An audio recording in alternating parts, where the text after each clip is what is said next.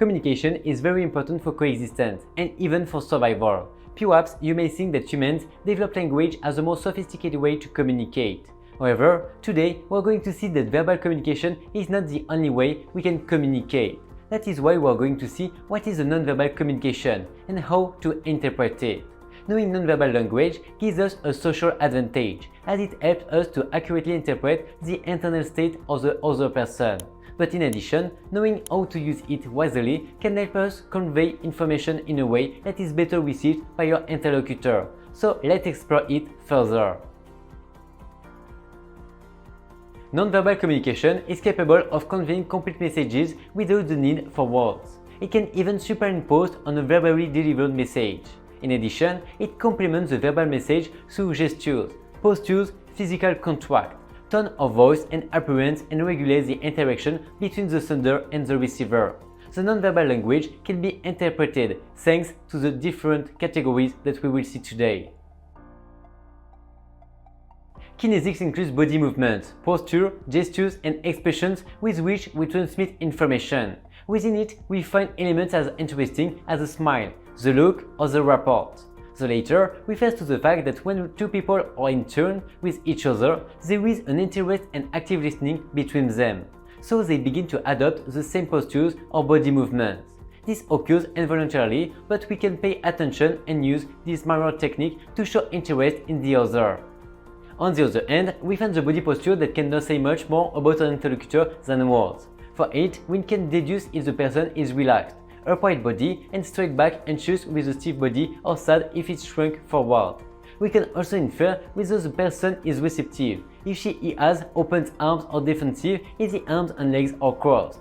However, these appreciations must always be interpreted under the corresponding context. Proxemics deals with the degree of proximity or physical distance that is established between several people during an interaction. Thus, depending on trust, we will establish a greater or lesser physical proximity. It should be borne in mind that depending on the particular circumstances, closer postures can be interpreted as an invasion or as an invitation to establish greater intimacy. An intimate distance that does not exceed 45 cm allows you to speak in whispers with the interlocutor. It is reserved for people with whom you have more confidence and even an emotional bond, such as friends, family, or partner. Personal distance. It can be up to 1,20 m, used in friendly or business meetings. Social distance of up to 3,65 m of separation requires a higher tone of voice to communicate, so it is indicated for more impersonal relationships, such as a waiter in a bar, a teacher and his students, the employees of a department store. Public distance from 3,65 cm onwards. It is used in talks or speeches to address a large group of people. This includes aspects such as intonation, fluency, or the volume of voice we use. These elements provide us with valuable information about the emotional state. For example, anger if the volume is high, or shyness if it is low, and about the disposition or not to interact socially, such as the modulated and fluid rhythm, or slow and choppy. Sometimes we send mixed messages. We say one thing, but our body says another. This non-verbal language can affect how we act and how others react to us. Situations in which signs and signals will enable us to communicate more effectively. Remember, for example, the day you met a new coworker. What was your first impression? Did he give you confidence? Would you associate with him? Did he convince you? Did he walk firmly into the office? Hold your gaze, shake your hand firmly? Or did he walk in quietly, avert his gaze and shake your hand weakly? While you were talking, did he keep his gaze on you or avert it? Did his face appear relaxed or tense? Or were his arm movements, broad gestures, or rather close to his body? If you are about to enter a situation where you are not as confident as you would like to be, such as giving a lecture or attending an important meeting, try to adopt these signs and signals that project confidence. Seek your posture that is achieved with your forehead, head high and shoulders back. Make direct eye contact, but always wear a smiling face. If you are going to make hand gestures, make them in a decisive manner. The tone of voice should be moderated. Think of a time when you were in a difficult meeting, perhaps an evaluation, a date, negotiating deadlines, responsibilities, or a contract. In an ideal world, both you and the other person should be open and receptive to hearing what the other has to say, in order to bring the meeting to a successful conclusion. However, the other person may be defensive and not listen. For this reason, it is important to identify whether your interlocutor is really interested in what you're saying. Some of the signs that identify that the person you're talking to is on the defensive. Hand and arm gestures are small and held close to the body. Facial expressions are minimal. The person stands physically far away from you. He crosses his arms in front of his body.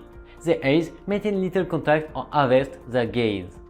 When interpreting these signals, it is helpful to change what is being said and how it is said to help the other person feel more at ease and be more receptive to what they are hearing. Similarly, if you feel that you have the one who is somewhat defensive when facing a negotiation situation, you can monitor your own body language to make sure that the messages you are conveying are what you put into words and that you are open and receptive to what is being discussed. Of all the non-verbal body language, we can observe being able to perceive whether or not a person is laying puts us in a very good position. Some of the signs that indicate when someone is laying are: the eyes maintain little or no contact. There are usually rapid eye movements and the pupils are constricted. Hands or fingers are in front of the mouth when speaking. The body is physically positioned away from you, or there are unusual body gestures. Your breathing rate increases. Changes in skin tone, turning red on the face or neck. Changes in voice, such as change in pitch, stuttering or throat clearing. It is important to remember that everyone's body language is slightly different. If you do not find any of these signs, even if you identify some of them, it does not always mean that they are lying. They may be a reflection of other symptoms, such as nervousness.